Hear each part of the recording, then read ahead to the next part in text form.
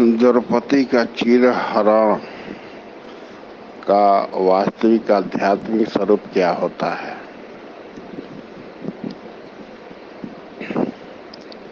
द्रौपदी गीता में पांचों पांडवों की पत्नी थी और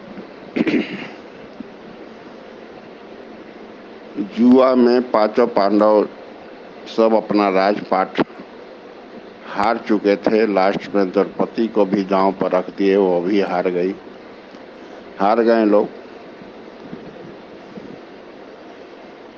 तब दुर्योधन के इशारा पर दुशासन भरी समाज में उसको नंगा करने लगा, उसका साड़ी खींचने लगा। उसके भुजा में 10,000 हाथियों का बल था। साड़ी खींचते खींचते द्रौपदी चारों तरफ मनाने लगी, पुकारने लगी, इष्ट मित्र अपना सब कुछ पुकारने लगी। यहाँ तक कि अपने पति को भी पुकारी। भीम मुक्का उठाए थे, लेकिन वो भी इस प्रकृति पे जुआ में हार चुके थे। कुछ बोले नहीं, केवल अपना आक्रोश ही व्यक्त किए। तब द्रौपदी सोची कि अब तो मेरा इज्जत चला जाएगा। तब एक परमात्मा जो सबके हृदय में रहने वाला, उनको अपने हृदय स्थित परमात्मा को पुकारे, कृष्ण को। उसी क्षण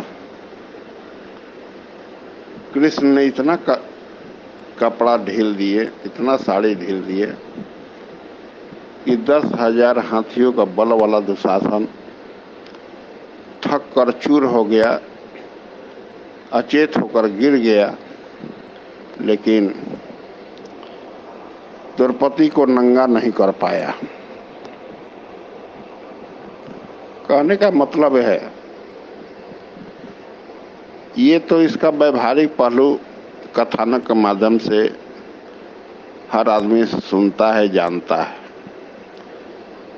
लेकिन इसका आध्यात्मिक पहलू क्या होता है ये आदमी समझ नहीं पाता है।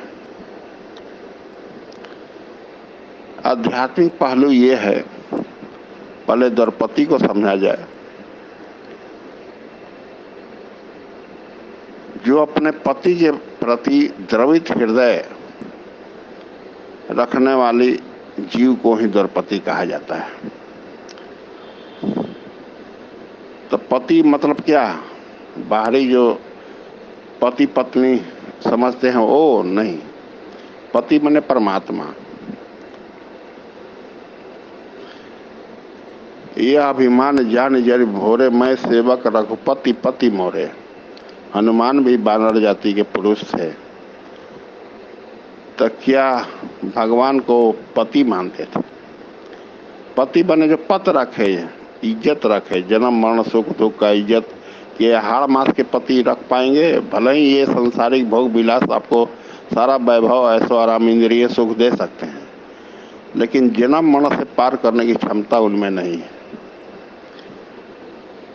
तो जो द्रवित हृदय से, प्रेम पूरित हृदय से अपने पति के प्रति जो समर्पित भक्त होता है, वही द्रौपदी है।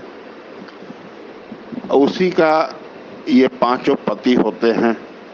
उसी के अंतःकरण में युद्ध के प्रति स्थिर मन युधिष्ठिर भी है, और अनुराग रूपी अर्जुन भी है।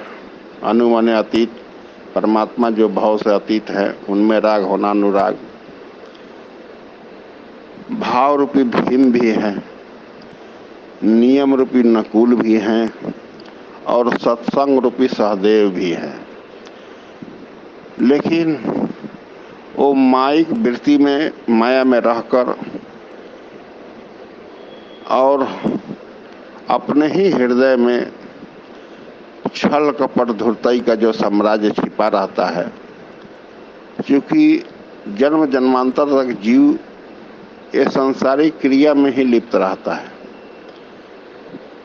पांचों ज्ञान इंद्रिया के माध्यम से जिसका चिंतन किया जाता है वही उसी का संस्कार बन जाता है। तो छल कपट प्रपंच ये दुनिया मोह माया का है, उसी का साम्राज्य आपका हृदय में रहता है, वही धृतराष्ट्र है। और उसका शकुनी क्या है? शकुनी ही पासा चलता था और छल कपट जो शंकाओं में जे जीने वाला है कि परमात्मा सत्य की प्रकृति सत्य, इस संशय बना रहता है। शंकाओं में ही अपना पूरा जीवन बिता देता है, समय श्वास का पूंजी बर्बाद कर देता है, वही शकुनी है। और शकुनी के पासा मतलब शकुनी के शक के आधार पर पांचों पुण्यमय वृत्ति आपके अंदर छिपा है, दबा है, फिर भी वो इस प्रकृति की जुआ में हार जाता है, अपने पत्नी तक हार जाता है, यानी अपना इज्जत भी दांव पर लगा देता है। लेकिन 10,000 हाथियों का बल दुशासन, दुशासन कौन है? दूषित मन का शासन ही दुशासन कहलाता है। आपका मन ही जब दूषित रहता है तो दुशासन है। उसमें 10,000 हाथियों का बल था। इसका मतलब क्या होता है? हाथी कामना का प्रतीक होता है। 10 इंद्रियां में भिन्न भिन्न प्रकार की संसारिक भोग विलास कामनाएं होती हैं, मोह माया का। वही 10,000 हाथियों का बल था और वही दूषित मन बार बार द्रौपदी को चिरहरण करता है। चिरहरण का मतलब समझते हैं? बार बार यही दूषित मन बराबर जन्म मरण में डालता है। तो क्या कोट पैंट हैट टाई लगा कर पैदा कोई बच्चा होता है कि नंगा ही पैदा होता है? बार बार उसको नंगा कर रहा है। लेकिन उससे बचने के लिए जब वही मानव तन वाले प्रेममय वृत्ति जो द्रौपदी अपने हृदय से द्रवित हृदय ही द्रौपदी, जब एक परमात्मा सब तरफ से वो लाज बचाना चाहती है कि बच जाए, जन्म मरण से हम पार पा जाए, अपने हर देवी देवता इष्ट मित्र सब से गुहार लगा देती है, लेकिन कोई लाज नहीं बचाता है। यहाँ तक कि उनका पांचों पांडव अपना पति को भी तरफ ताकती है कि इज्जत बचा ले, वो भी नहीं बचा पाते हैं। लेकिन भाव अगर आंशिक हृदय में जिंदा रहता है तो भाव रूपी भीम अपना हाथ मुक्का उठाते हैं, लेकिन वो भी प्रकृति की जुआ में हार चुके, इसलिए वो विवश थे, कुछ बोले नहीं। तब वो अपने हृदय स्थित परमात्मा जो सबके हृदय में रहने वाले हैं, जब एक परमात्मा में जिस दिन वो द्रौपदी सुमरण की, उसी क्षण आत्मा कर्म का रूप लेता जागृत होकर वही कृष्ण है। द्रौपदी उलाहना भी दी कि प्रभु इतना देर क्यों कर दी? कर दी मैं देर कहाँ किया, तू मुझको पुकार कब रही थी? तू तो अभी चारों तरफ देवी देवता, अपने इष्ट मित्र और अपना पति कुटुंब परिवार पर ही आश्रित थी।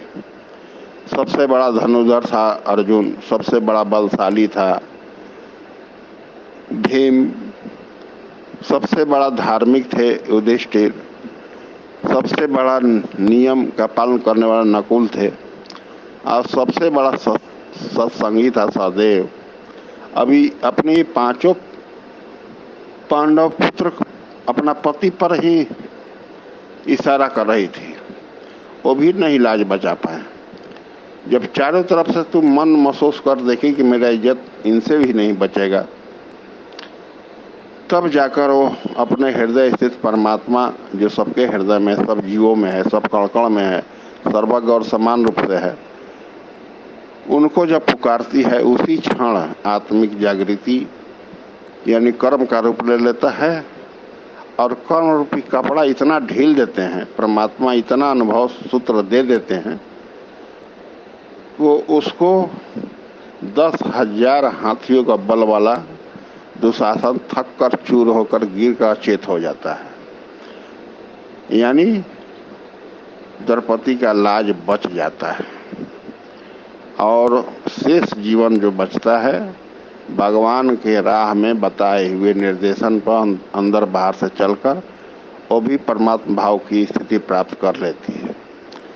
यही द्रौपदी का चीर हरण का वास्तविक आध्यात्मिक स्वरूप है।